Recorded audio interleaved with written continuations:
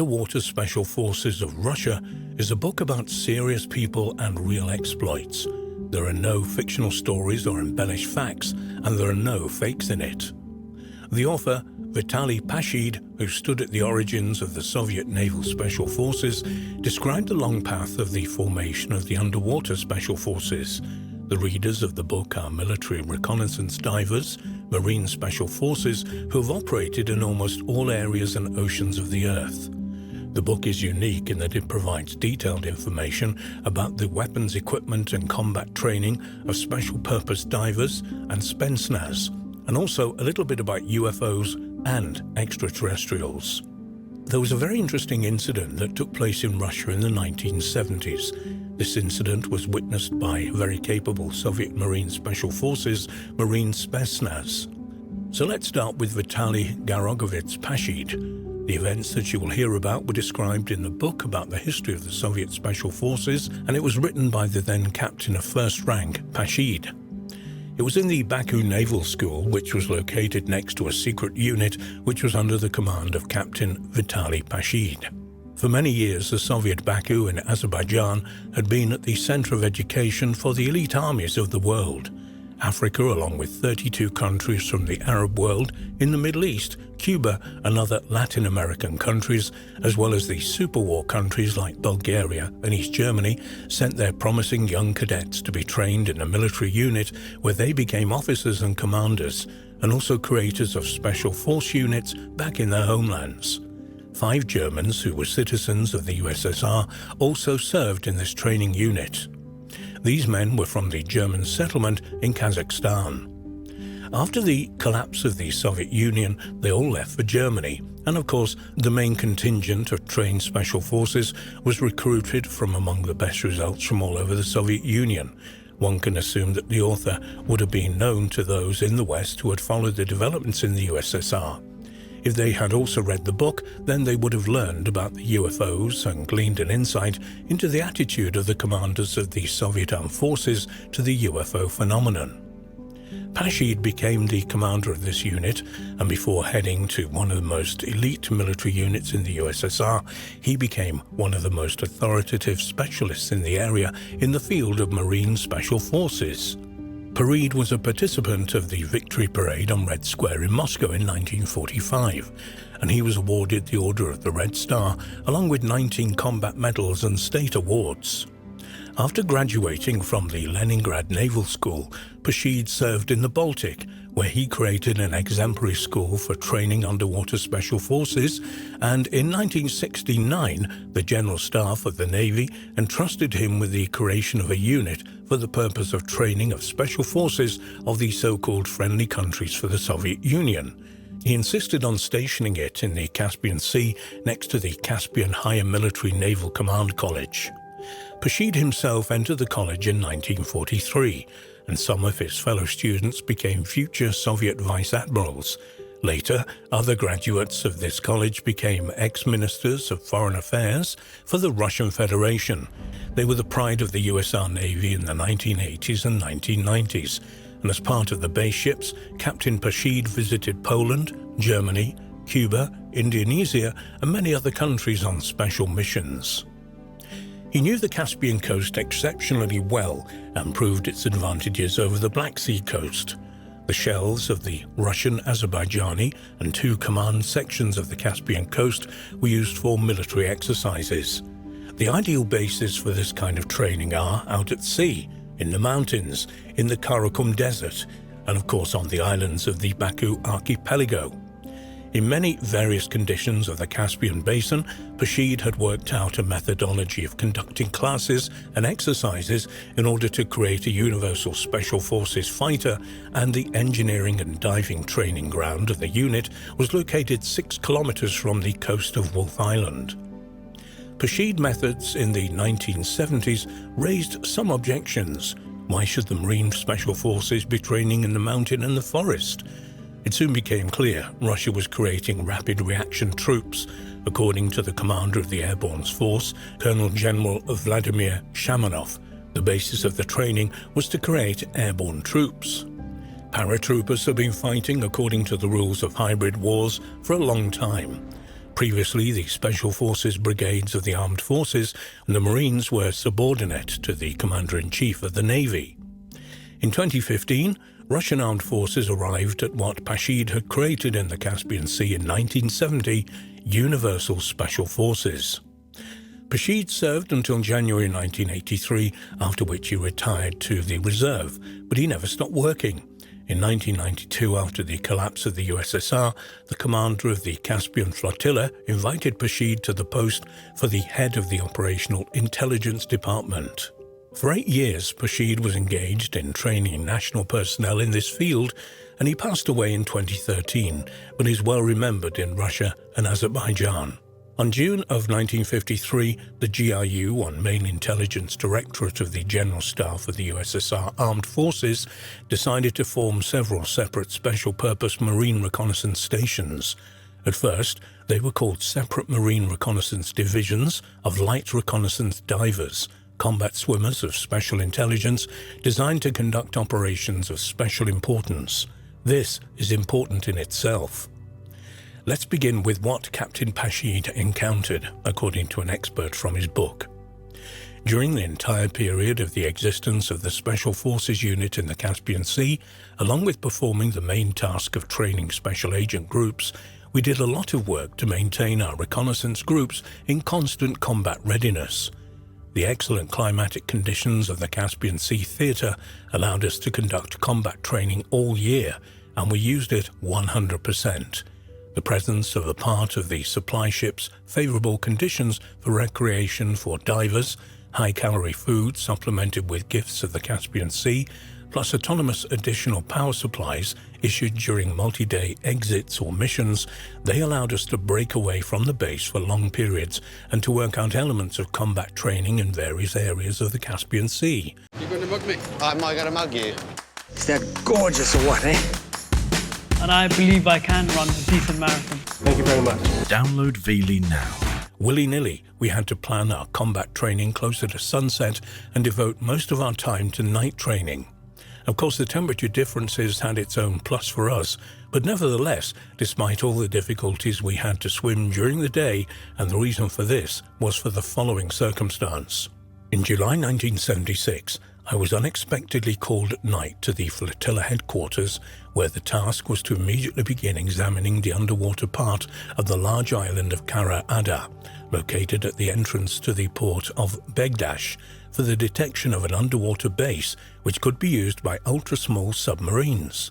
The order had been given and it was not subject to discussion, even though the question, where did they come from, was on the tip of my tongue, these ultra-small submarines. There is one in Iran, an Italian 5x404, which they either bought or entered from Pakistan for a while. The remaining 3 Pakistani ultra-small submarines were in Karachi. Iran had been trying to transport it to the Caspian Sea for a long time. It won't work by rail, the tunnel doesn't allow it.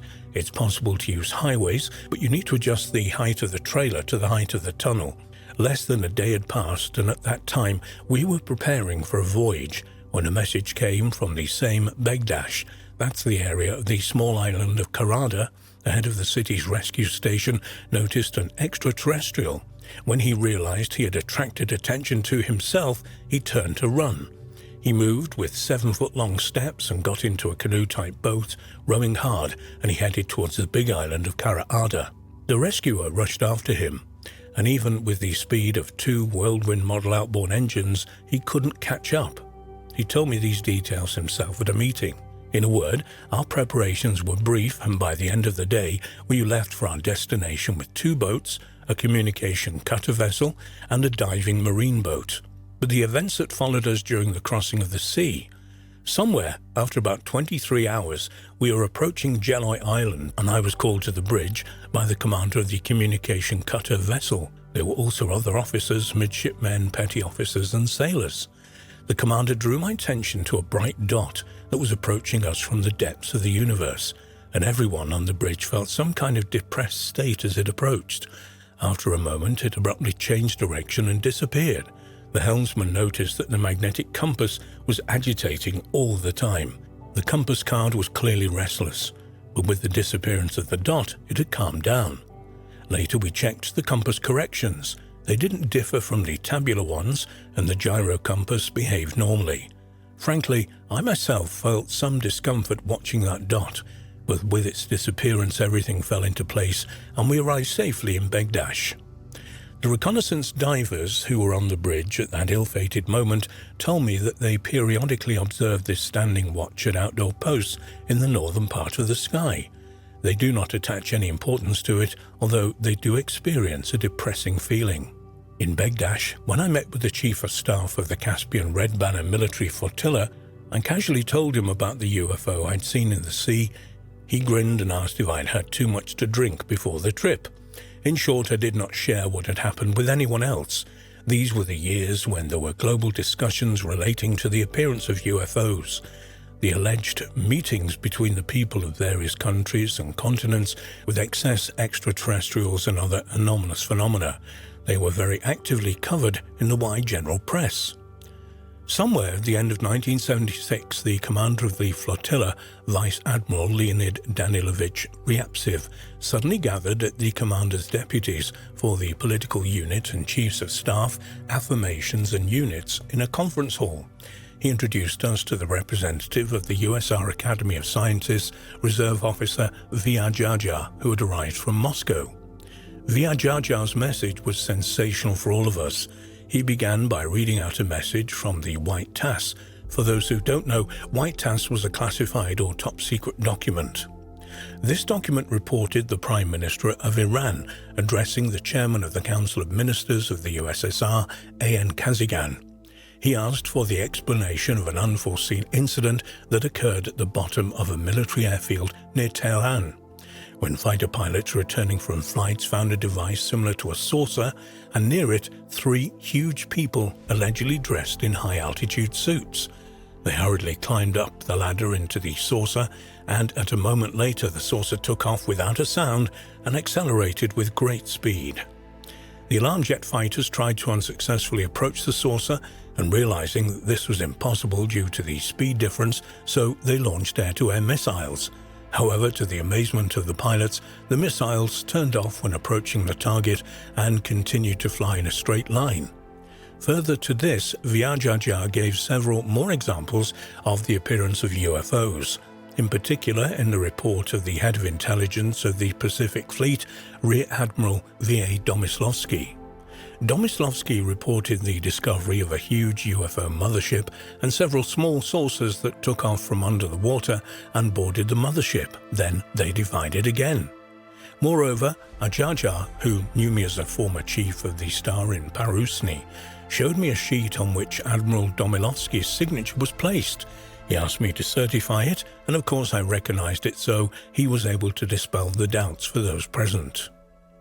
For 2 hours he amazed us with such messages, while presenting written confirmations, and the Chief of Staff of the Caspian Red Banner military flotilla, Rear Admiral Mikhailovich Boinov, also reported on our observations during the sea crossing in the area of Jeloy Island.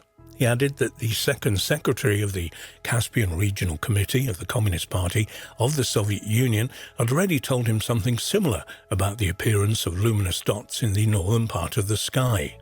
Ajaja asked for these observations, and they were recorded in the navigation and watch logs of the boats to be submitted in an official manner to the main headquarters of the Navy for the Academy of Sciences and the USSR.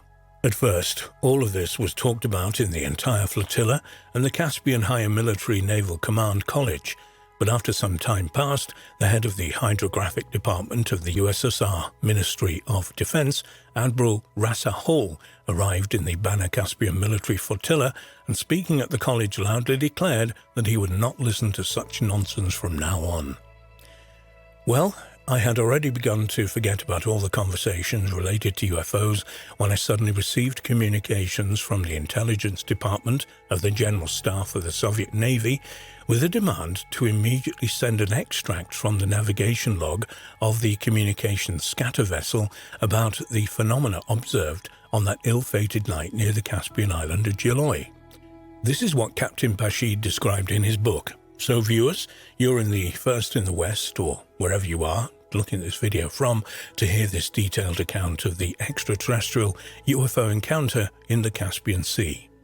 It would certainly be nice to know more details, but the situation as it existed back then in the Soviet Union, while UFOs and USOs were present, their existence was always denied. Later, the government started studying them, and there is available information about these special programs that the Navy actually initiated. This idiotic practice of denial is not so privy to the Soviet Union only. The situation was no better in the United States, the United Kingdom and other countries. They studied and still study this phenomenon, but they continue to deny and refute this. We'll end on a final excerpt from Captain Pasid's book. The people of the ancient world, having named our planet Earth, did not imagine that it was 3/4 occupied by the ocean, which from time immemorial attracts with its mystery and frightens us with a formidable force, promising untold reaches and promising great dangers. People have always succumbed to the hypnosis of the ocean. It resides in the depth of our subconscious and is one of the primary elements along with fire, air and lightning. We vaguely imagine that the moving mass of water, subject to the rhythm of the heavenly bodies, is the source of life, and is closely connected with the origin of man and his fate. The centuries-old history of human society, whose entire path to progress is closely connected with the ocean, with the developments of its huge food, raw materials, fuel, and energy resources. However, in the centuries-old history of our planet, there are many catastrophic wars that often unfolded in the vastness of the world's oceans. This is a direct threat to security from the ocean expanses.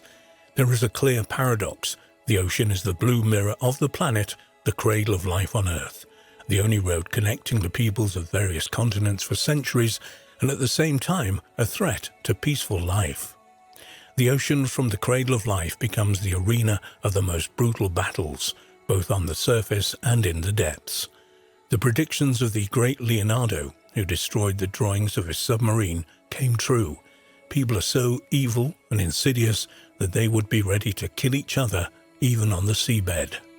We mess with the oceans and the extraterrestrials, or descendants of ancient advanced civilizations that survived previous global disasters, and they in turn will mess with us.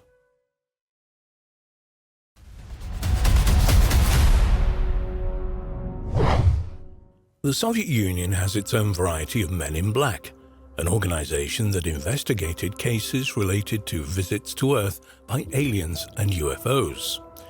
However, unlike Hollywood, the agents were not secret, but quite official, called the Commission on Anomalous Phenomena of the Russian Geographical Society of the Soviet and later Russian Academy of Sciences. And instead of fantastic technologies in each individual case, they relied on common sense, rationality, and a scientific approach. We want to remind you that here we're not speaking about the operations of the top secret Soviet military/academic UFO research program called Sietka.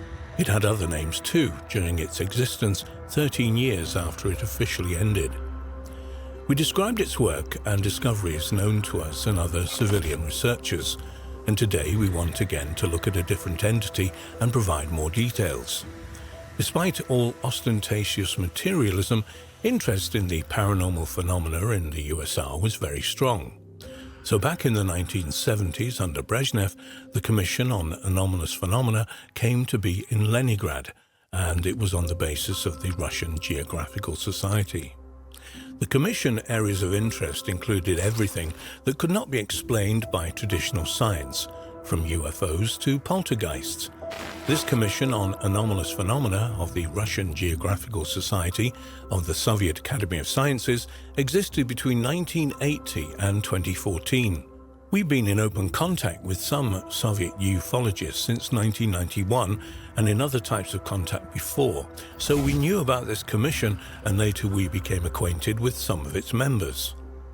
The Commission on Anomalous Phenomena of the Russian Geographical Society was organized in 1980 by the efforts of enthusiasts, researchers of unidentified flying objects, poltergeist and other anomalous phenomena in the environment. The Commission conducted research in the following areas: the history of civilization and polio context, better known to the West as ancient alien hypothesis.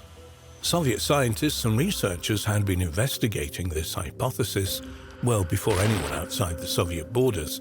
Also, problems of astronomy and astrophysics and anomalous phenomena. Interviewing eyewitnesses of anomalous phenomena and their study, they were working to create a so-called systemization to work out the process of how to do it properly.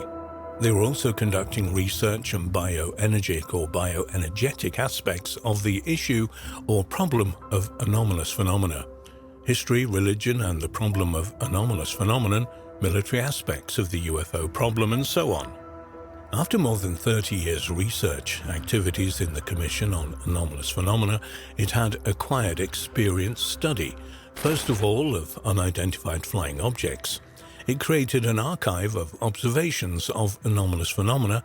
This is like paranormal phenomena in English. But Russians use that word. They developed techniques of questioning witnesses and criteria for the reliability of the information. The Commission had conducted instrumental studies of the landings of UFOs in various regions and using various devices primarily in northwest Russia. It had also developed a methodology of research, and there has been philosophical evaluation of the achieved results.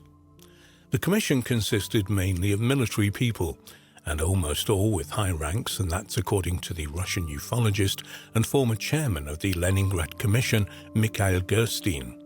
We've known of Mikhail now for over 20 years, and we believe that he is the best UFO researcher in Russia today. Mikhail mentioned in an interview with Russian media that the activities of the Commission, associates or members, were not exactly classified. Rather, it's simply all this activity was not brought to the attention of the general public in the Soviet Union. The meetings were closed to foreign participants in the Soviet Union, and the reports were often stamped with a signature stamp saying for office use only. Soviet and later Russian scientists, academics, professors, and candidates of sciences also worked as part of the Commission. For almost 30 years, they had conducted several hundred expeditions and interviewed probably thousands of eyewitnesses, said Gerstein. 9 times out of 10, there was nothing really strange about their stories. People could mistake anything for a UFO, from an aeroplane flying with its lights on to planet Venus, but still, it was always the 1 in 10 lucky cases, and sometimes it happens so the impression of an encounter with the unknown redeem everything, and then some. For example, in the years 1989 to 1993, in a district of Leningrad, in a village, people encountered huge 2 and sometimes 3 meter tall dark figures without faces. All the eyewitnesses said that the figures were moving, either walking, but as if their legs didn't bend at the knees, or they were floating in the air. Those aliens showed no hostility to humans. As a rule, they were just nearby humans. During a 5-year period, he'd said that they'd maybe 8 or 10 reports of a meeting with them, and from people who are not related to each other in any way, and they didn't know each other at all. According to Mikhail, one of the eyewitnesses saw this creature come out of a flying saucer that landed on a vacant lot near the village. So Gerstein went to the place himself. He traveled there, he followed the route where the black or dark figures were most often seen, and tried to find a tree or a bush or some pipe in the dark. Could have been mistaken for a human silhouette outline, but he didn't find anything. Mikhail is a very tenacious researcher and also knows firsthand about the so-called extraterrestrial implants, foreign objects that were inexplicably found in human bodies. One scientist injured his hand at the Dachau country home, and he went for an X-ray, and a foreign body was found in his hand. The doctor thought it was a fragment from some mine or shell. However, it turned out that no mines or shells were near the scientist, of course, and nothing had exploded recently or at any time. It didn't look like a shard, but rather a metal seed, smooth and rounded at the edges. According to Gerstein, such stories have been found in the media for at least the last few decades. Almost people who talk about the phenomenon have experienced blackouts. Many years before all of these events, a scientist was traveling on a train home and at one point seemed to lose consciousness, fainted, and woke up 2 hours later in a completely different train carriage. His money and personal belongings were still with him. Nobody had taken anything. The Russian researcher mentioned that ufologists believe such implants can be used as striking devices. Unfortunately, that scientist categorically refused to remove the strange object from his hand, and soon after he passed away. Of course, the Commission's powers extended not only to Leningrad and the Leningrad region. For example, a report dated March 12, 1984, reported a case in a village in the Crimea, Soviet Ukraine. 3 boys found a 3-meter-long metal disc in a brushy hollow with a black spot in the center that looked like a rocket nozzle. Through the transparent lid, you could see the outlines of some devices and a flashing red light. The students tried to get closer, but a few meters away they seemed to run into an invisible wall. On the following evening, the boys told about finding 2 military cadets that they knew. The cadets, being Soviet people, conducted an educational conversation with the boys on the subject of materialism and racism and decided to visit the place where the alien object had been discovered. So the cadets did not find the device itself, but they found deep dents in the ground left by its telescopic legs, bushes broken by some massive object, and a circle of burned grass found exactly in the place where the nozzle had been located, so it immediately raised the skepticism of the cadets.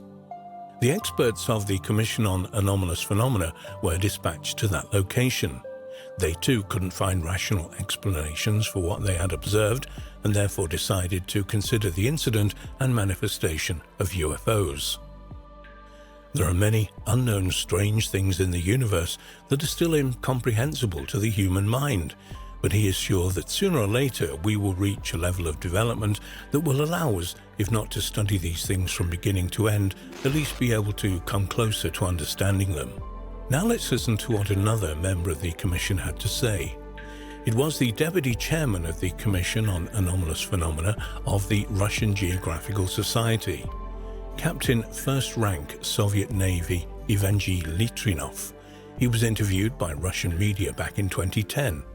His views may be controversial to some, but his knowledge of their Soviet Union and international underwater submersible objects phenomenon is phenomenal.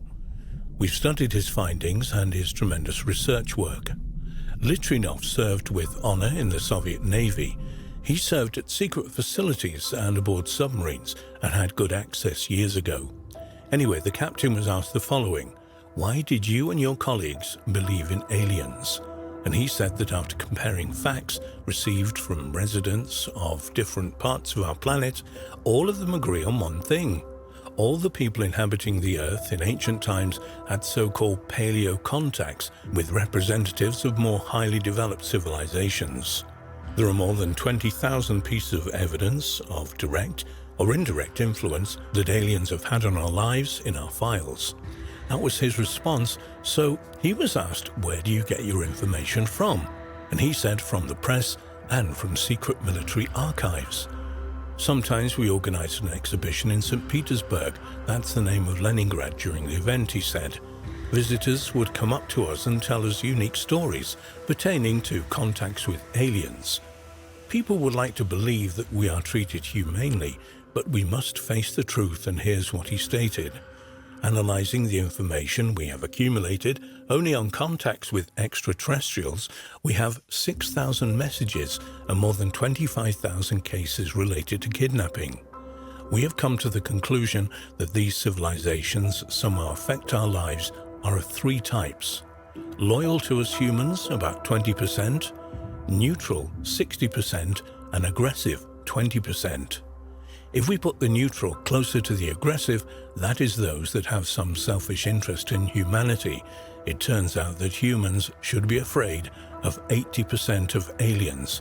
And as for alien abductions, in many cases of such kidnappings or abductions, people reported that they had been thoroughly sanitized and medically examined. Perhaps this is necessary for the study of human species, but it is possible that some of their doctors zombify people or do worse. They insert chips, implants for subsequent manipulation of human beings. Any civilization is interested in the presence of its agents on an alien planet. So he was asked if it turns out that any alien can do whatever they want with us, and there is no control over it. Litvinov replied that this was correct, but the Commission exists to gradually eliminate our illiteracy or relation to the representatives of other civilizations, and the Commission associates were always trying to develop at least some safety techniques. The Russian captain warned that first of all, people need to know if a ship or a vessel or an alien has manifested in front of you, you should not in any case scream or yell. All this according to the stories of people who've been in such situations or turned into numbness or amnesia. For them, it is good if the memory loss is temporary. But it happens that uninvited guests can erase memories completely of people affected, including information about the name, place of residence, and professional skills. Secondly, contacts with alien is not welcome. The entire initiative should be as follows: only if they need to. They will come in contact with you, but if not, turn around and run away. When they try to talk to you, you must ask, who are you, and where are you from, and what do you do? Why do you need me? Loyal aliens often respond kindly and tell you about their good mission. Aggressors can refuse to contact you and they just leave. Thirdly, if you can, try not to think about bad things. The aliens are able to read human minds, as thoughts are nothing but waves that are a means of communication for the entire universe. We think in images, and sometimes before we have formed a verbal version of it, we can also get an instant reaction from aliens. Also, these waves can transmit information to humans as if talking to humans in these same images, and humans can see them as if in a dream. Soviet cosmonauts were not afraid to speak out, and the incredible knowledge they possessed, like Pavlo Popovich, about ancient aliens operating on our Earth. Now Litwina was asked on occasion, why can't the aliens train us humans? Why can't they raise us to their level? And he responded, perhaps we are as far away from them in development as the simplest insects are from us. Try explaining to an ant why you are moving its nest out of the way, or why you've killed half a dozen of his friends who tickled your heel when you were sitting by the fire. The ant will not understand you for sure. This is how the higher civilizations are. It's good if they're loyal, that is, they behave carefully with us. But there are aggressive and neutral ones, and Litwina reminded people that there are probably many more of them than the good ones. It doesn't bother them at all to crush humans like small insects. Their plans are unknown to us because they do not engage in conversations with people, but mainly use people for some research or introduction of their agents into terrestrial society. Probably loyal and aggressive civilizations are fighting for planet Earth at the highest level, according to him. Whoever wins will establish their own rules here. We have little information about who lives in what parts of the universe, so loyal aliens come to humans, according to Litwina, from the constellation of Canis Major and Taurus, and the neutral ones from the constellations of Reticulum Centauri, Cygnus, Libra, and Andromeda. And then, of course, there's the Orion constellation, and that's where the aggressors come from. Litwina was asked if you believe in the existence of your force, you should probably have been the first to establish contact with them. But he responded that he doesn't want to do that. If they had wanted to, they would have contacted us humans long ago. And in general practice, it shows that everyone who did establish such contact passed away. Despite his advanced age, Captain Litvinov did not want to go to the other world yet or to leave this planet. When some journalists in Russia tried to make fun of the Russian Navy captain, who doesn't shy away from his beliefs, they were told by representatives of the Society of the following: the Geographical Society is called to discuss all sorts of theories, even such fantastic ones as Litvinov's theories. If there are specialist scientists who can refute the theory of the members of the Commission on Anomalous Phenomena, the Russian Geographical Society is waiting for their letters and invites them to meetings that take place once a month according to the approved plan. That was years ago. The UFO research that had existed in the USSR had a tumultuous history. The Soviet research was unique due to the constraints of the totalitarian society, but there had been fascinating cases. Russian authors, books and videos have done their best to help build bridges many years ago and introduce Western audiences to Soviet ufology. But they were shocked when certain individuals in the West immediately attacked their work. It was as if they were panicked about information that is being brought forth from the USSR or the former Soviet Union, because obviously there are people who don't want bridges to be built and information exchanged on a civilian level. A lot of what we've talked about today is in the past, now history.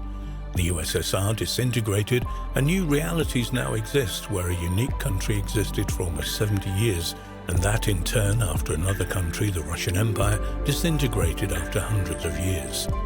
But there is active research, for example, in Ukraine today, and that there are still civilian researchers in modern Russia, the younger generation, and as for military UFO research in modern Russia, we'll talk about it more some other time, and there is still more to bring into the very unique history of Soviet UFO research.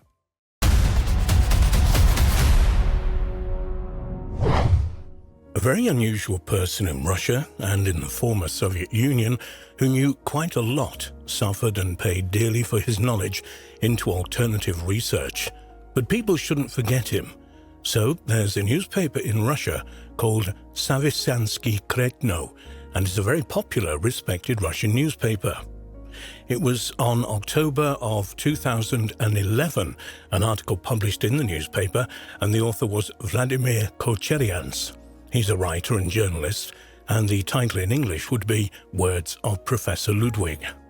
Professor Ginrich Mavarich Ludvig was a highly educated Russian scientist and an inmate of Stalin's concentration camps. He was a philosopher, a scholar of ancient languages.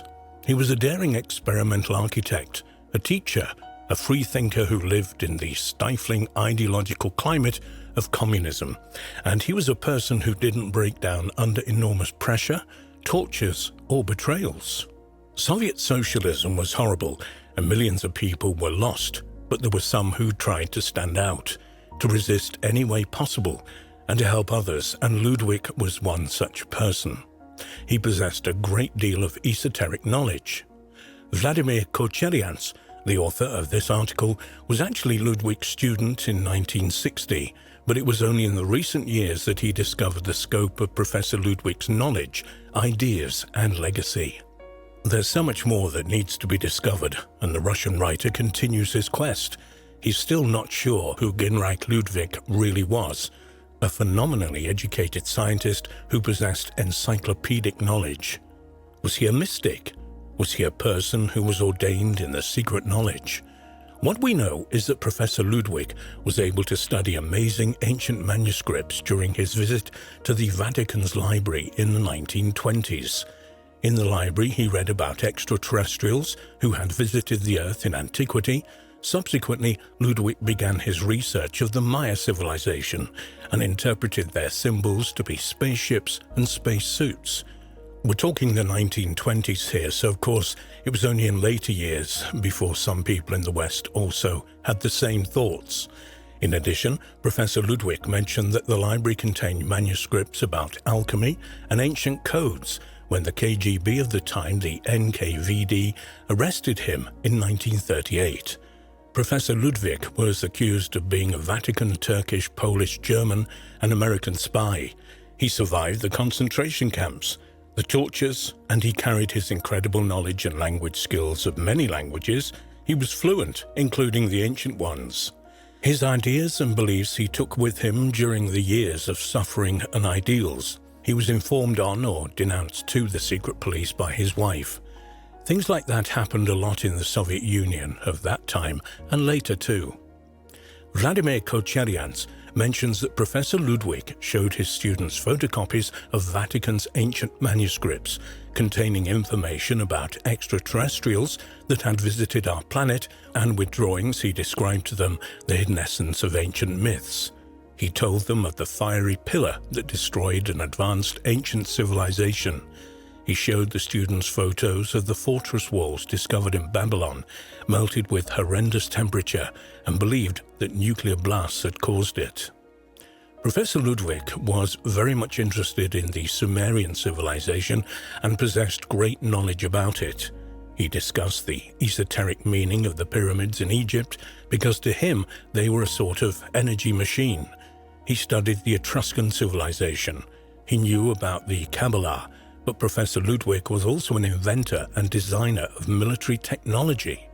He helped his country even during his imprisonment during his days as an inmate of the Gulag, Soviet concentration camps, and it was during World War II that he had at least 17 inventions to his name, such as the construction of a military airfield in marshy areas, noiseless underground stations for testing of aerial engines, bomb throwers for close-range tank warfare, and much more. His reward was an extension of the prison sentence in 1942 for another 10 years, after he was denounced for his criticism of Stalin's policies. Inside the concentration camps, Ludvig knew the secrets of herbs and their esoteric medicinal properties, and once this knowledge helped him survive when he had to cure the wife of the concentration camp commander of phased death. This commander put his gun under the table and said, "You cure my wife to Ludvig, or the concentration camp commander would kill him." There is much more information even in the article. For example, Ludwig's friendships with other great and highly talented Russian scientists, such as Alexander Chivsky, whose work warned Russia about the sun. We had great scientific minds in the former Soviet Union and Russia, such as Chevsky and Ludvig. Some people say that Ludvig was on par with Leonardo da Vinci. Professor Jinrijk Mavo-Rich Ludvig passed away in 1973. Again, he had a fantastic intellect and made incredible discoveries. Vladimir Kozyrev, who was able to uncover the professor's notes and writings from the 1930s, will find more documents and materials. According to people who knew the professor, he was always a good-willed person, very tactical, had a sense of humor, but he was cryptic in many ways. He was closed off to others. This is due to his previous experiences, but he never talked to his students about his tortures or what he went through in the concentration camps. But he did once say that he offered the idea that a human being can endure the impossible. If he possesses knowledge, he can control his psyche. The only thing he shared besides that was a strange, sometimes mysterious phenomena that happened to him during his travels in the countries of Asia and the Mediterranean. He was released from the concentration camps in the 1950s after he'd spent 14 years in the Soviet concentration camps, so he had this idea, among many others, on the morphogenesis, migration of nations, legends and ideas, symbols and languages. He was not far away from finally deciphering and finding the answers from the beginning of civilization. He believed he was on the verge of discovering the start of civilization in Mesopotamia was 6,000 years ago when this mysterious kingdom of Sumer came. He repeatedly said everything started in that area. Professor Ludvig decided to follow in the steps of Herodotus, and he did.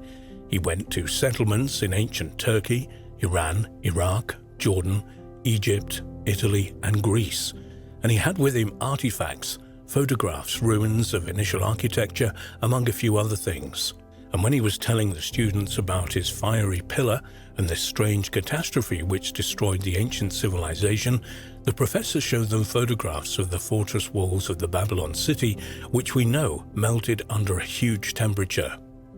It was melted to the height of 1.5 meters, and he thinks it was a nuclear explosion. But where would it have come from? Maybe from Atlantis. Where did these Sumerian people come from? This was one of the main interests that stimulates the Soviet or Russian scientists. However, there was so much more which has remained unanswered pertaining to his esoteric knowledge, which will only be answered by further investigations by Russian journalists. It leaves many with a single question: was this person from the Renaissance in a way, or from the future? We do not know.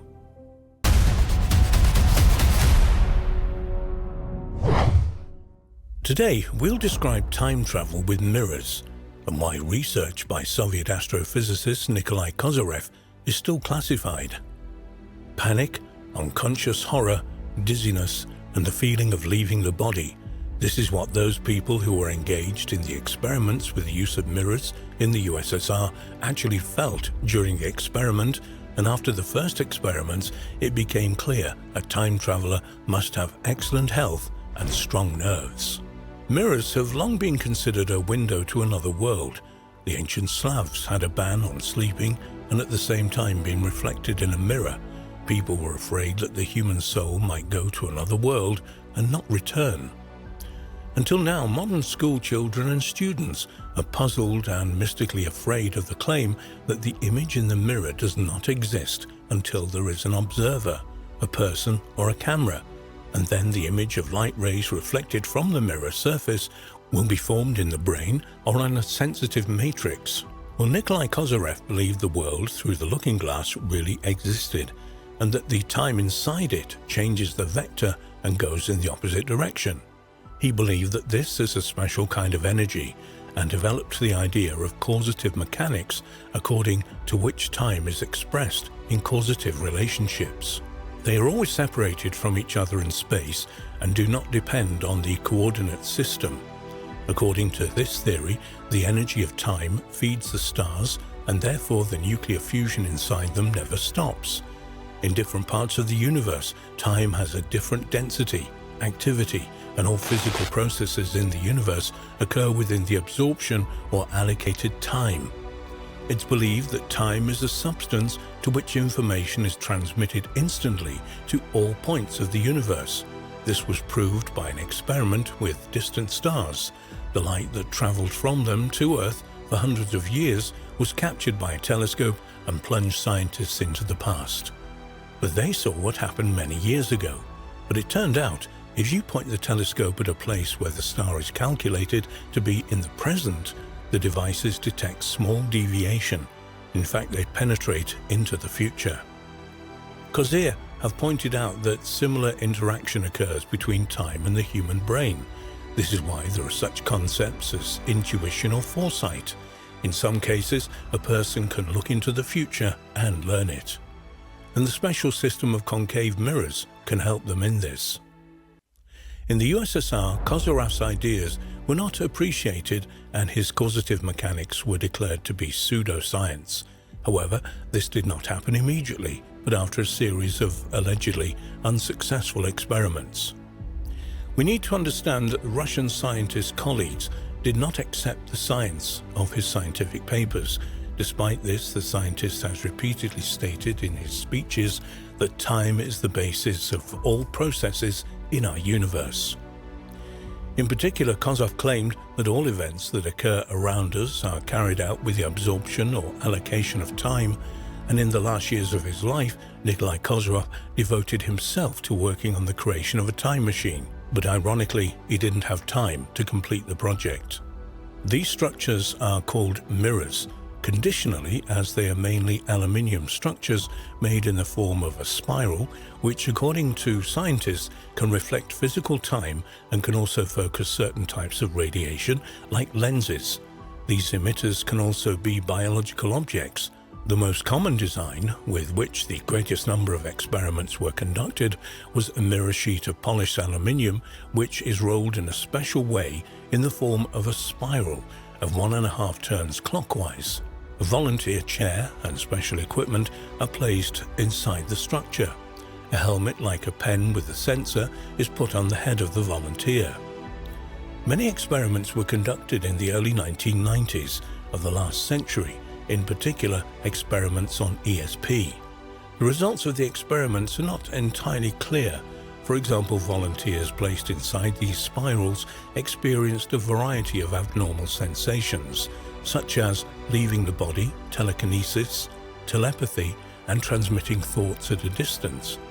All this is recorded in detail in the research protocols. One of the goals was to study a person's clairvoyant abilities and 3 disabilities to foresee the future, to be able to investigate the events of the past. These abilities, according to the study, increased dramatically inside the room of curved metal mirrors. According to Kozyerev's theory, time changed its density inside the mirrors, which caused an increase in the extra-sensitive perception like ESP. Interesting stories were told by those who stayed inside the mirrored cameras. For several hours they began to feel like direct participants in historical events that they read about in school books. Right in front of them unfolded certain events of familiar and unfamiliar actions and characters. They saw all of this as if on a big movie screen. How all this happens remains a mystery. The mechanism of action of the mirrors on human consciousness and time is not yet known and has only just begun to be studied. It's difficult to say whether these subjects are transported in time or the events of those times are broadcast before the subject in the present. So based on his work, scientists from Novosibirsk, that's a scientific city for the most part in Siberia, created an installation that according to their plans was supposed to reflect time. It was given the name Kozyrek's Mirrors. Subsequent experiments with this setup confirmed the fact that information about an event that has not yet occurred can be anticipated and transmitted. The fact that the experiments with the movement of human consciousness in time were conducted in the USSR became only known at the end of the 20th century. Again, a number of Novosibirsk scientists tried to repeat them in December 1990 in the remote polar village of Dixon. They assembled a system of Kozyrek's mirrors and conducted a series of experiments to transmit mental images over a distance, and they found that the subject placed in the same system of mirrors on the Russian mainland received about a third of the images correctly. Another third of the images arrived on the mainland with a delay of 5 to 10 hours, and a third was completely lost. The scientists themselves said that when the mirror system had been assembled, they couldn't go inside for a whole day. For the entire day, they were prevented by the fear that all the subjects had experienced. Only 24 hours later, the most courageous of the experimentalists managed to enter the place inside the system. Eyewitnesses said that the aurora borealis appeared in the sky above the laboratory during experiments, and all the subjects began to feel bad, or they had dizziness, nausea, increased or decreased blood pressure. They couldn't cope with the horror. They began to have headaches, and at the same time, some experienced the feeling of leaving their body, while others actually saw some fragmentary pictures. More often from the past, they observed themselves from the outside, heard the voices of people from their childhood. Each time the experiment had to be interrupted due to people in the experiment's poor health. Things got even worse when it was decided to hold a communication session with British colleagues. Russian scientists passed the mental images of various signs previously and had received back 96 characters of the information, but at the same time invented, so to say, another 70 similar characters. But the real shenanigans began when the system started to make various mystical signs depicted on paper. Eyewitnesses even saw a UFO over the roof of the laboratory and a glow coming from the system of mirrors. The experiments were interrupted because there was some danger in their continuation, but they will be resumed sometime soon, and we'll be able to find out, hopefully, all the secrets that the Kozyrek's mirrors keep in them. And maybe even the first time machine will be designed to travel to the past or future, as you see in science fiction films. After all, many things that were previously considered to be fiction have now become our usual everyday reality. But were the Soviet academics right when they declared Kozyrek's mechanics as pseudoscience and banned experiments with mirrors? To answer this question, let's take a small trip to the past. Born in St. Petersburg, Soviet astrophysicist Nikolai Kozyrev worked at the Fukal Observatory. He worked there right after finishing postgraduate studies in 1931. Because Kozyrev's first scientific work was published when he was 17 years old, other scientists were delighted with the depth and clarity of his logic. His main work is related to astrophysics. He studied the atmospheres of the Sun and other stars, the phenomenon of solar eclipses, and the balance of radiation. By the age of 20, he graduated from the Leningrad University and received a degree on physics and mathematics. By the age of 28, Kozyrev was widely known as an outstanding astronomer, and he was teaching at several educational institutions. Although this may seem improbable to most people, Kozyrev showed that by shaking, rotating, heating, cooling, vibrating, or destroying physical objects, their weight can be increased or decreased by a small but remarkable amount, and this is just one aspect of his remarkable work. The universe can be expanded. This statement belongs to Nikolai Kozyrev, and it largely influenced the fate of scientists. The conviction of this possibility was the reason for Kozyrov's arrest and sentencing. In 1936, he was arrested and convicted on strange charges. The scientist was charged with believing in the theory of the expansion of the universe for considering he's sinning. Also, Gumilev, the Russian poet, was executed by communists in 1921. And yet another, Yesenian, had an American movie star for a wife who was suspected of being used as an enemy and most likely murdered, but this was disguised as suicide. Another claim was that Kozyrev was accused of going to steal the mighty Volga River and give it to the West. This was Soviet socialism at its best. So to say, this is what the Russians had to live under. Fortunately, after spending a long time in a Gulag prison, he was not sent to serve his full term in the concentration camps, but worked as a geophysicist in Norilsk. And by the way, for those who are interested in Russian paranormal history, this is where the Tunguska phenomenon took place in 1908. 3 months after his release, Kozyrev became a Doctor of Sciences in the theory of the internal structure of stars. Until 1958, he worked at the Crimean Observatory, and after his rehabilitation in Soviet terms, he returned to the Pulkowa Observatory. Nikolai Kozyrev believed that the reactions that occur inside stars are not only a source of stellar energy, in other words, the stars acted as a machine that processed an unknown type of energy. The astrophysicist suggested that this resource appears due to the energy of time scattered through the universe and is characterized by increased activity and is able to form in large quantities in certain places. Kozyrev came to the conclusion that time is material, because inside the stars, as a result of gravity, it turns into matter, and in the course of thermonuclear fusion matter, it burns up. It was the continuity of this process that prompted the scientist to this idea. Nikolai Kozyrev was convinced that a person could create an installation that could manage time, thereby enabling him to travel to the past or the future. Reflections and calculations on this subject have led to Kozyrev's mirrors. He put forward the theory that in a mirror world, time goes in the opposite direction. Kozyrev was convinced that the world in the looking glass really exists. He knew that in the mid-1800s, Louis Pasteur discovered that the building blocks of life, known as protoplasm, are not essentially symmetrical, and that colonies of microbes grow in a spiral structure. The same expanding proportions are embedded in the structure of plants, insects, animals, and people.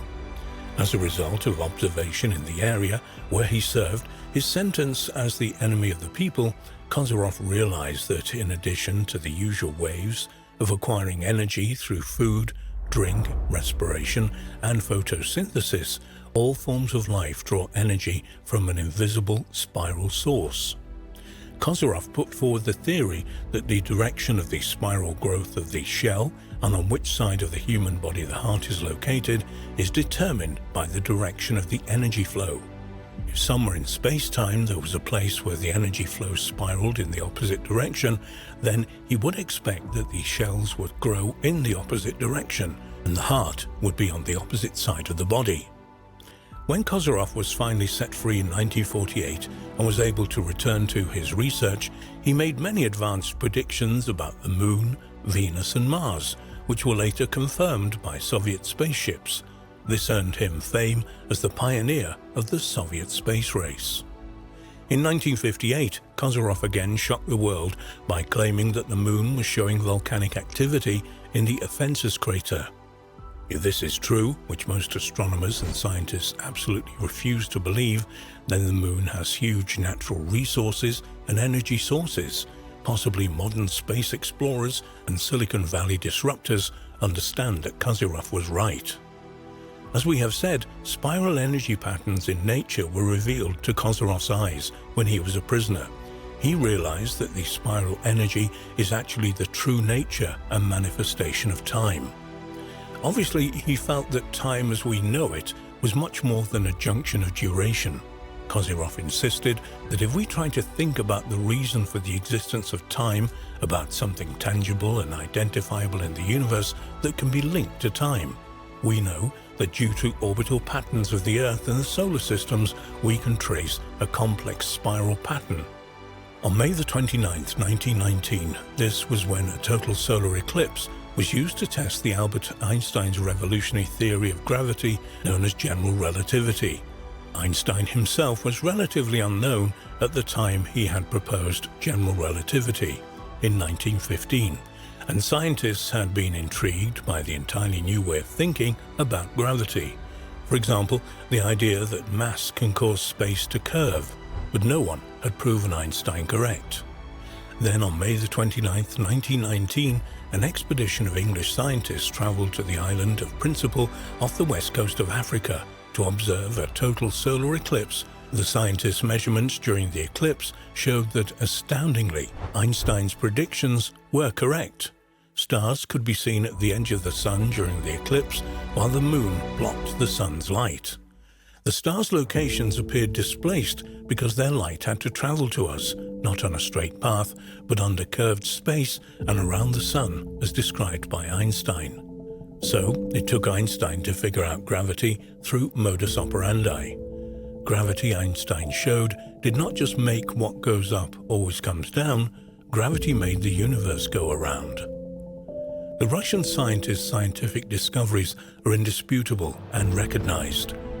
Kozyrev developed the theory of extended stellar atmospheres and discovered the feature of stellar radiation, developed the theory of sunspots, assuming that they're balanced by the surrounding photosphere, discovered hydrogen in the atmosphere of Mercury and nitrogen on Venus, discovered emissions of hydrogen and carbon from under the surface of the Moon, which indicated volcanic activity under the surface of our satellite. Previously, it was believed that volcanoes on the Moon had been silent for 1 billion years. Many years ago, a report by a Professor Kozyrev of the Phuket Observatory was published in the Proceedings of Moscow University, which struck the imagination with the paradoxical nature of its conclusions, not only for the people who were ignorant about such things, but also for specialists. Since Nikolai Kozyrev was an astronomer in his main speciality, at first he was talking about purely astronomical things. The Moon has long been considered a dead celestial body that had already completed its evolution. Then suddenly, there was a scientist who publicly declared this natural satellite of the Earth, volcanic activity, is quite possible. He was criticized, to put it mildly, by his colleagues for such anti-scientific statements. However, the scientific world was surprised in 1958 when Kozyrev observed a volcanic eruption in the crater Alphonsus with his telescope and even managed to get its spectrogram. It took a good 10 years before Kozyrev's observations were recognized as completely reliable.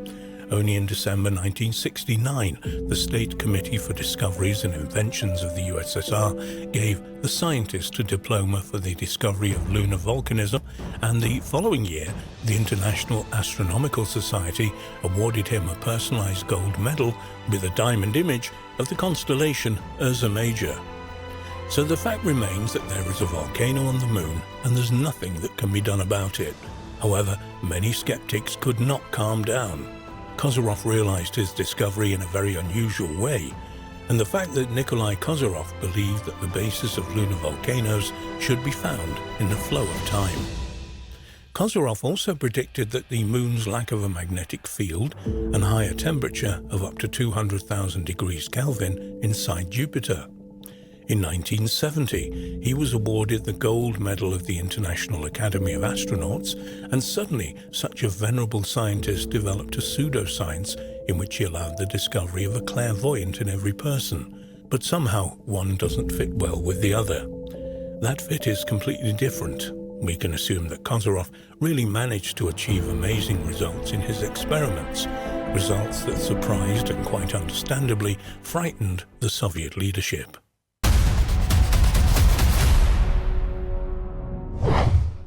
Tuva, or Teva, officially the Tiva Republic, is a federal subject of Russia, a republic also defined in the Constitution of the Russian Federation as a state.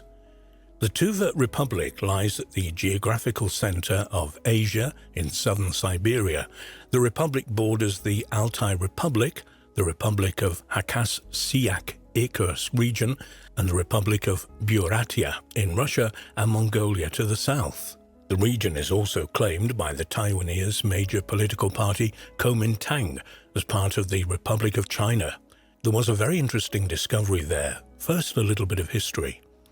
Immigrants from northern China appeared in Tuva during the era of the Great Migration of Peoples.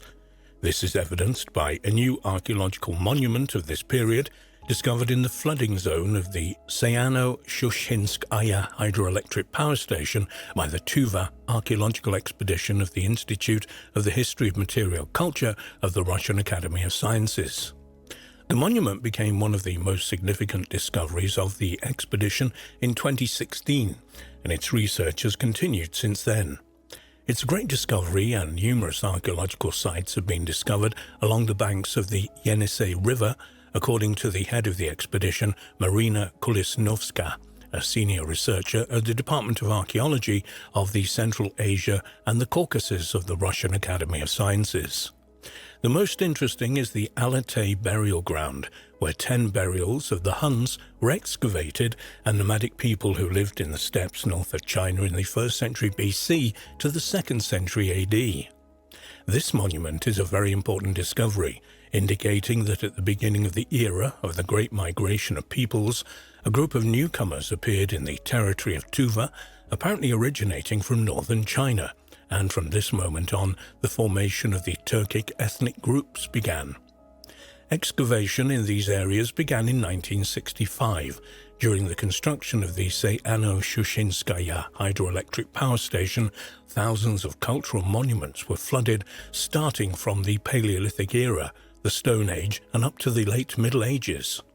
So we do not know what other historical features are hidden from us, and those who follow the research about the Akutia cauldrons and the ancient aliens of Akutia know that the same situation took place in Akutia, where because of these artifacts at the site, such as the cauldrons, were flooded, and we know where they are, but they're covered by tons of water. An object was found in the Alatay burial ground in Tuva, which the archaeologists themselves dubbed or called a smartphone. It looks very much like a modern gadget. It's a flat rectangle decorated with turquoise, carnelian, and mother-of-pearls. Scientists believe that this is a belt buckle and believe that its age is more than 2,100 years, and much more. It's not known what this artifact was, but it was clearly created with the help of some technological tools, and pay attention to its smooth edges and the neat holes. Perhaps the nomads of the Huns simply found a certain product left over from more ancient civilizations that existed in the territory of Siberia. This stylish accessory has already been jokingly dubbed the ancient iPhone, and its owner was named Natasha. Details of the archaeological discovery were given in a scientific article by Marina Kulisnovskaya and Pablo Lios, employees of the Institute of the History of Material Culture of the Russian Academy of Sciences, as follows from the material. The discovery was made back in 2016, but a detailed description of the artifacts found has become available to the general public very recently. The necropolis in Tuva was erected by representatives of the ancient nomadic people of Xiunan, who inhabited the steppes to the north of China from the 3rd century BC to the 2nd century AD. We're given a different period now and a different name. It was to protect against their aids that the Chinese Emperor Qin Shi Huangdi ordered the construction of fortifications known today as the Great Wall of China. The Xiunan were a tribal confederation of nomadic peoples who, according to ancient Chinese sources, inhabited the eastern Eurasian steppe from the 3rd century BC to the late 1st century AD. Chinese sources report that Modo Chanyu, the supreme leader, after 209 BC, founded the Xiunan Empire. The identity of the ethnic core of Xiunan has been the subject of different hypotheses because only a few words, mainly titles and personal names, were preserved in the Chinese sources. The name Xiunan may be the same as the Huns, although this is disputed by some scientists. The Hun state was at war with China throughout its short history, eventually disintegrating as a result of this conflict as well as internal strife. The area of settlement of the warlike nomads covered, among other things, the lands of modern Russia. About 110 graves were discovered by archaeologists on the island that temporarily comes out from the water when the waters become low. They were incredibly lucky to find the graves of rich nomads who were not affected by any actions of ancient tomb robbers, according to Kila Novatskaya. Scientists were able to determine the approximate age of the burial of Natasha thanks to some Chinese coins that once decorated the belt of the woman. They were minted 2,137 years ago, a massive black rectangular object similar to the iPhone, which turned out to be a buckle for this belt. According to archaeologists, the excavation of the graves at Alatay Necropolis will continue, and only after all the studies are completed, specialists will be able to give an accurate description of people's lives and their social differences in ancient society. One question does not give scientists any rest at the moment. If man's burials are based on the accompanying object, they would suggest they were quite poor, but for some reason women are noticeably richer. So in the graves of men, they usually did not put other things except for ceramic vessels, iron knives and other everyday objects. In the graves of Alatay were invariably located in the waist area. This indicates that this element was part of the funeral attire. During excavations in other Xianan necropolis, for example, in Trans-Baikal or northern China, similar buckles were found at the feet or next to the buried person. The belt with a massive buckle, most likely an element of a woman's dress, which could initially be used as a wedding dress, was later worn on special solemn events, and departure to the afterlife, of course, is one of these. Buckles made of black amber were not as strong than similar products made of bronze or bone. Frequent exploitation made them unusual, as evidenced by the finds of fragments of such buckles during the excavation of this young new hill. In these places, archaeologists also found graves belonging to other eras, from the Bronze Age to Genghis Khan. Earlier, two partially mummified ancient fashionistas were discovered buried together with the items. They treated one of them, calling it Sleeping Beauty, who was originally considered a priestess, but in fact turned out to be a specialist in working with leather products. The second, in prehistoric times, worked as a weaver. Burials with bronze buckles, or as they're called, open-work plates, are of great interest. They're all unique. There are only a few dozen such bronze buckles around the world. In 2018, they found two small buckles which apparently were used to decorate shoes. There is a series of buckles with geometric patterns, and at the very end of the lines of the geometric pattern, the heads of horses or snakes are depicted. During the next excavations, archaeologists were attracted by an unusual find. Next to the ancient skeleton was an object of rectangular shape. During the excavations, an unusual accessory was found in a burial dating back to the Xianan era, which has not yet met with analogues. According to Marina Kilonovskaya, the age of the find is approximately 2100 BC. But if it was made in China at the time, it was ruled by the Xia Dynasty, which lasted from 2100 BC to 1600 BC, and at that period they used stone tools like the hand axe. They also made use of fire and perfecting the stone tools that they created. Archaeology was improved during the Xia period, and pasturing was started along with irrigation technology that was greatly improved. The production of dried and earthen goods also took place. The use of ships and vehicles arose, and the use of varnish became commonplace. Silk production and weaving also took place during the Xia dynasty, as well as drilling and carving technology. But the most recognizable innovation during this period was the creation of the calendar, based on two different patterns. The use of jade bronze vessels and bronze casting became popular at that time. If this dates back to 2137 BC, then we need to remember this was a day of a memorable celestial event when the official Chinese records reported that the sun and the moon could not live peacefully together in the sky. And it was just the first total solar eclipse that made it into the history books. In fact, one scholar tracked down records of 916 solar eclipses between 2137 BC and 1785 AD in Chinese literature. Of course, it's only the year. We don't know if there's any connection when the iPhone buckle, or whatever the object was made of, we just don't know that. Let's go back to Tuva, one point where the Tuva expedition worked in 2016 and planned to continue, but we don't have too many updates, almost none about their findings so far. It was the territories bordering with Mongolia in the south of Tuva and the Opsinor Basin, and in Mongolia. The research was carried out here jointly with the Institute of Archaeology of Mongolia. During the study of the rock art monuments of Ura from 12 to 18 carat Takan, and two located here at the expedition, found several hundred new drawings reproducing scenes of processions of animals, hunting, battles, chariots, houses, figures of gods, deer, predators of different historical eras, Carrick Sewer, a mound resembling a wheel with spokes in design, and a ritual burial of the Bronze Age. They also discovered the 2nd millennium BC bones of red deer and bull. Since ancient times, a path connecting Tuva and Mongolia has passed through the Mongon Sakir Gorge, along with the Amasana himself, who was a hero of the people's resistance of the 18th century past.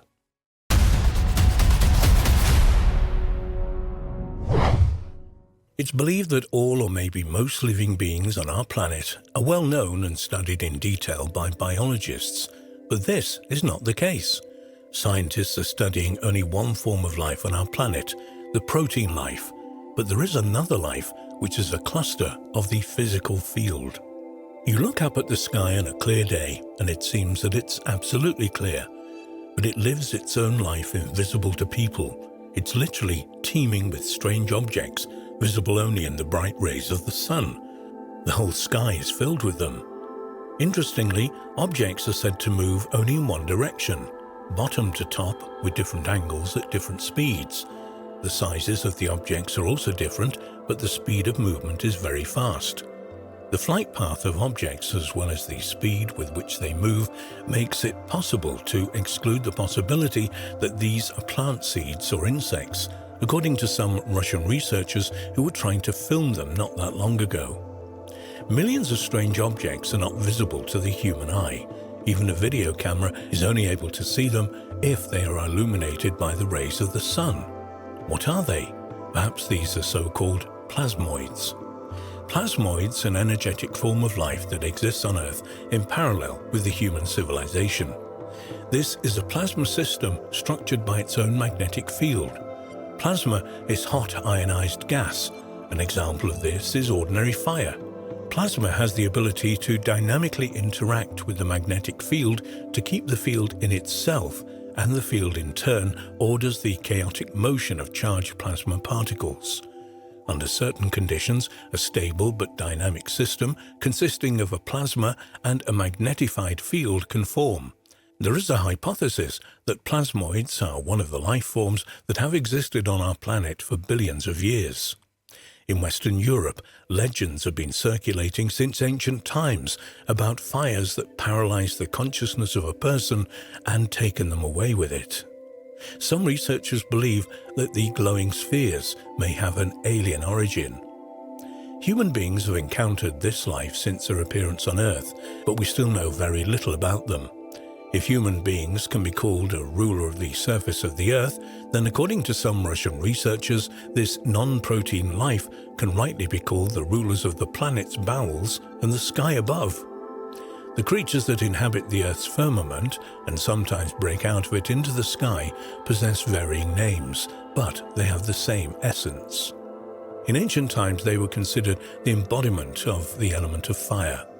Fire elementals, most often in historical chronicles with these elements of fire, appear as fire spheres.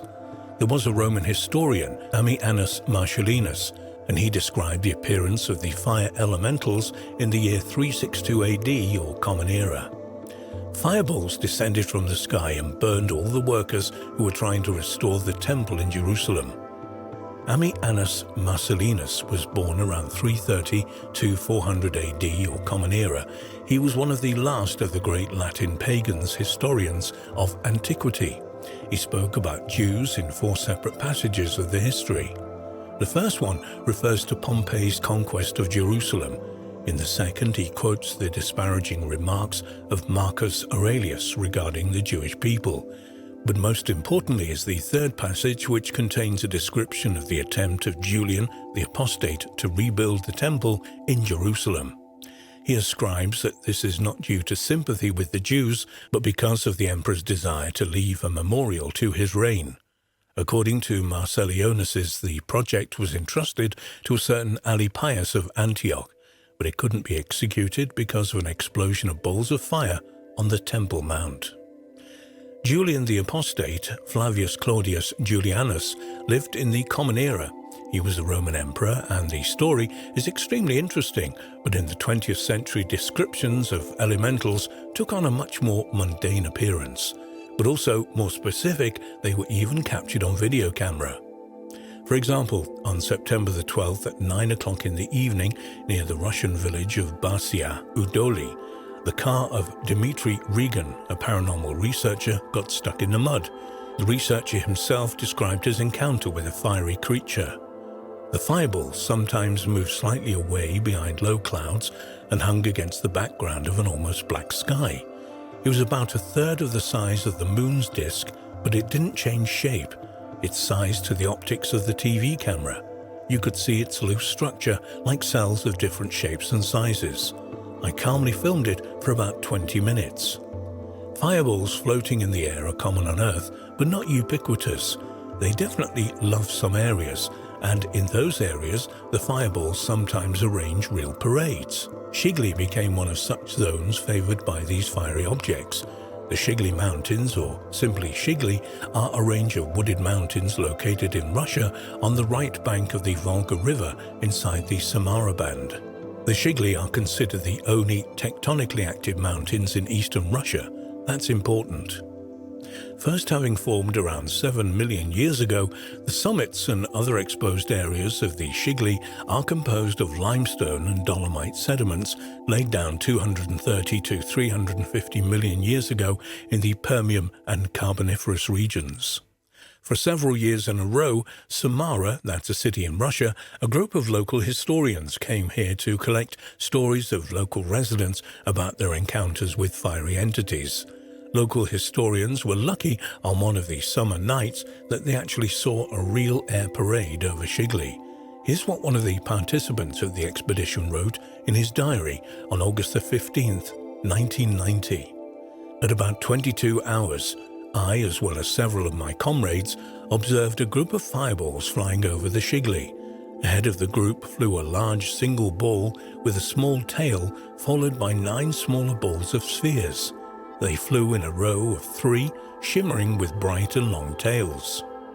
Many of them believe that the fire elementals do not exist, and poetic stories about meeting with strange fiery objects that behave like living beings or are inspired by ancient myths and fairy tales, or just eyewitnesses of such meetings for the first time saw very ordinary ball lightning. Here's how the Canadian professor Michael Persinger explains the appearance of fire objects, balls and pillars. In the course of natural processes from a scientific point of view, these are fire objects that frighten people. They're born underground. Even very weak tectonic movements lead to mechanical stresses in siliceous rocks. Electricity is generated, which given their huge mass can reach a significant value. Under its influence, a column of ionized air over the section of rocks can twist around the axis. As a result, it creates ball lightning bolts that have sizes from a few centimeters to 1 to 2 meters. Maybe what witnesses had seen over the tectonically active Shigley was that, but you see, not all the appearances of fireballs can be explained by natural causes. Russian researchers of the unknown who followed the mission Kazanchev have long been talking about the possibility of the existence of beings on our planet. The basis of life for these beings are energy fields.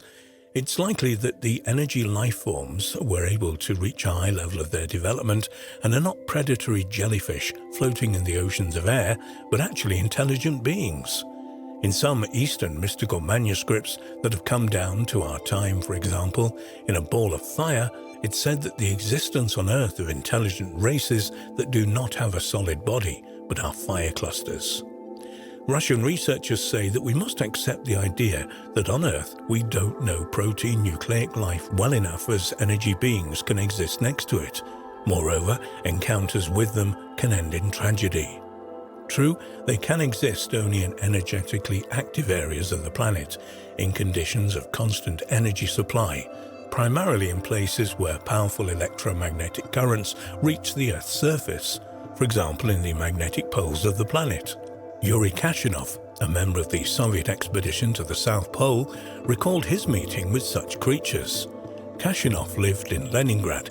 Shortly before his death, he told a journalist a story that he had kept secret for a long time. There's no wonder, because for such things in the USSR they were forbidden. If you did, you were put in a mental asylum. In 1959, the Soviet expedition that established the Mirny station in Antarctica sent a group of 6 explorers deep into the continent to reach the South Magnetic Pole. Only 2 of them returned. In the end, Kashinov recalled, they decided to tell the truth about what had happened. To his surprise, they believed them, but there was no convincing evidence. So what happened in 1959? The Soviet expedition for 3 weeks reached the South Magnetic Pole, and everything was going too well, Kashinov recalled. Troubles began for the expedition the next morning. 300 meters away from the all-terrain vehicle, a glowing ball jumped out of nowhere. The photographer of the expedition, Alexander Garadetsky, went forward with a camera in his hand. A glowing halo appeared around Garadetsky, and he screamed horribly. 2 shots rang out, and the group's senior officer, Andrei Kobylev, and the expedition's doctor, Rauman Kustov, were the ones who fired at the glowing ribbon. It swelled, sparks flew in all directions, and it disappeared with an explosion. Garadetsky lay dead. The back of his head, hands and back were charred. The glowing orbs reappeared on the path 2 days later. They appeared suddenly at an altitude of about 100 meters, then slowly descended, approaching the team. Kustov and Borissa started firing their rifles, and when Kashinov recovered from the shock, the balloon orbs were gone, and there was a smell of ozone in the air, as if after a severe thunderstorm. Kustov and Borissa lay dead in the snow, and the commander of the detachment, Andrei Kobylev, stood with his hands pressed to his eyes. He couldn't remember anything and didn't see anything, and sadly died on his return to the Mirny station.